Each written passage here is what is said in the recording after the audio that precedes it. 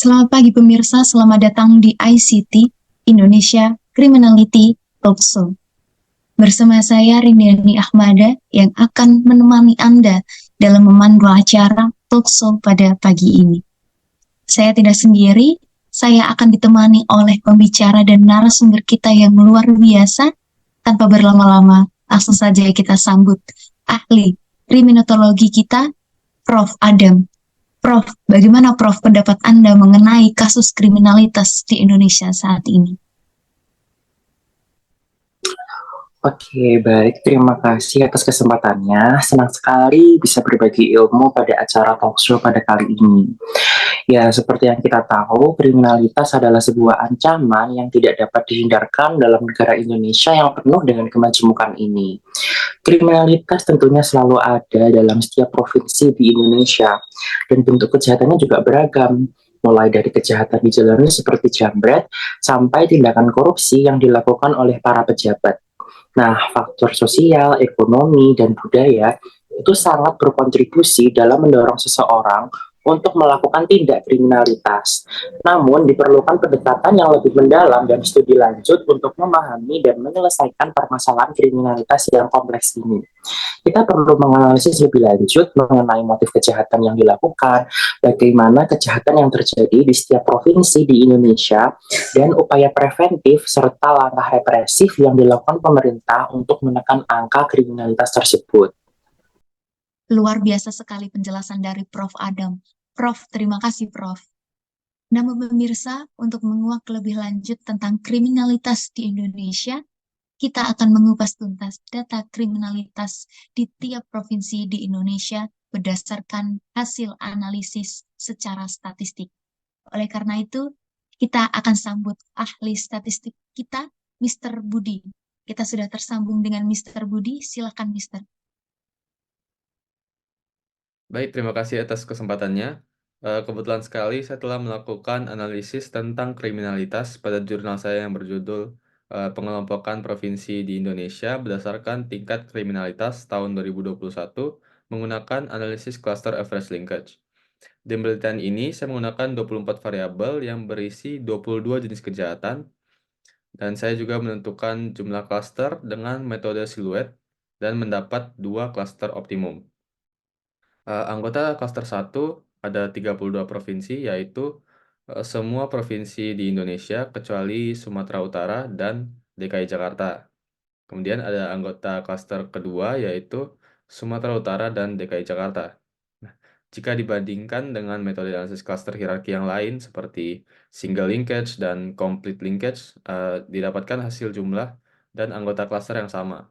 Dari penelitian tersebut, saya mendapatkan karakteristik klaster 1 bahwasanya tingkat kriminalitas pada klaster 1 tergolong dalam kategori rendah dibanding klaster 2.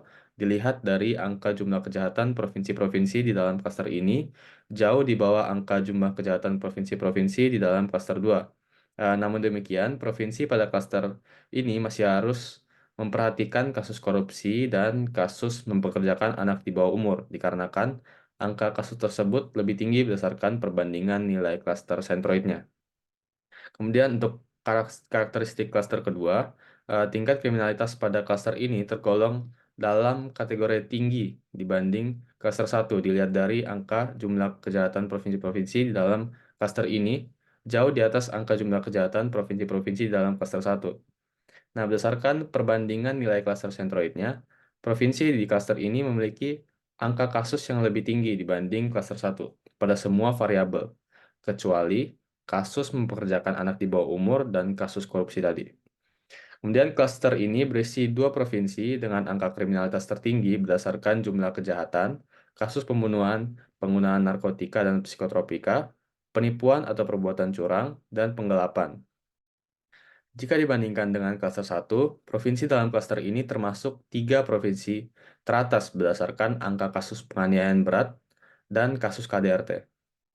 Kemudian klaster ini berisi Provinsi Sumatera Utara yang merupakan provinsi dengan tingkat kriminalitas tertinggi di Indonesia dilihat dari jumlah kejahatan, angka kasus pembunuhan, penganiayaan berat, KDRT, pemerkosaan, pencabulan, pencurian dengan kekerasan, pencurian, pencurian dengan pemberatan, pencurian kendaraan bermotor, perusakan atau penghancuran barang, pembakaran dengan sengaja, narkotika dan psikotropika, dan penggelapan tertinggi di antara provinsi lainnya.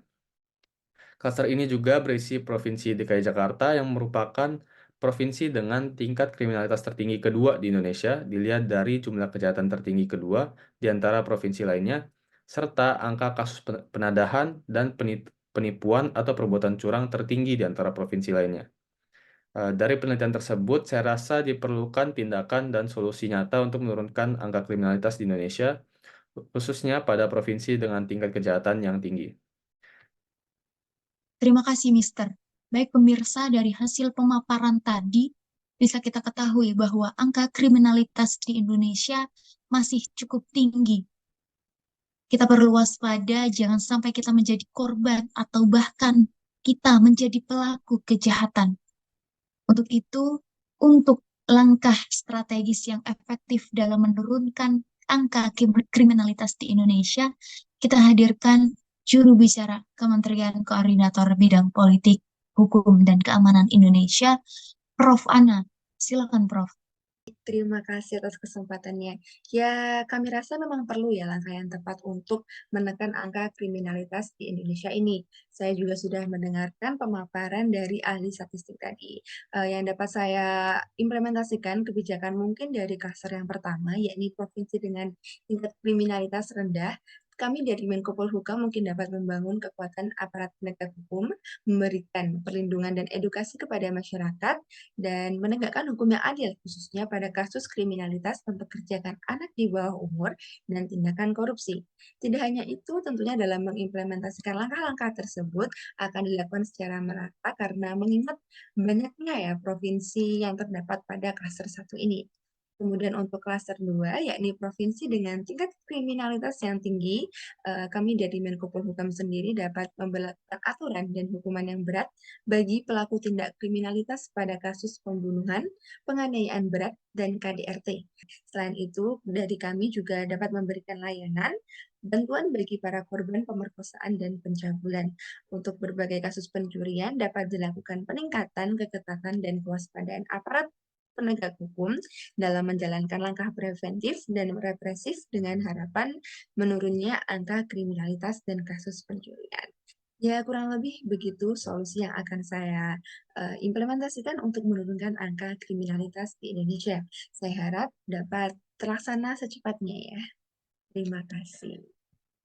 Luar biasa. Baik, terima kasih Prof. Ana. Cukup banyak informasi yang sudah kita dapatkan pada pagi hari ini. Mari kita bersama-sama mewujudkan upaya yang dilakukan pemerintah secara sinergis dalam mewujudkan perubahan Indonesia yang lebih positif, khususnya dalam menekan angka kriminalitas.